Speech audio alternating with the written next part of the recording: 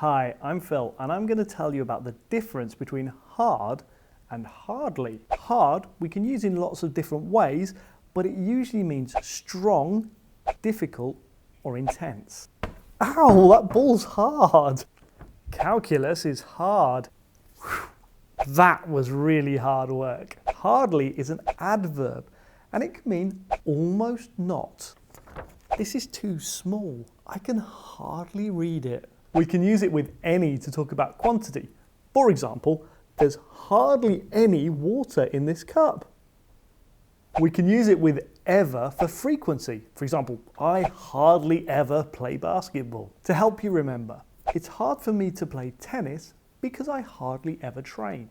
I can hardly walk afterwards because I've been running hard, and I often get hurt because the ball's hard and there's hardly any time to get out the way.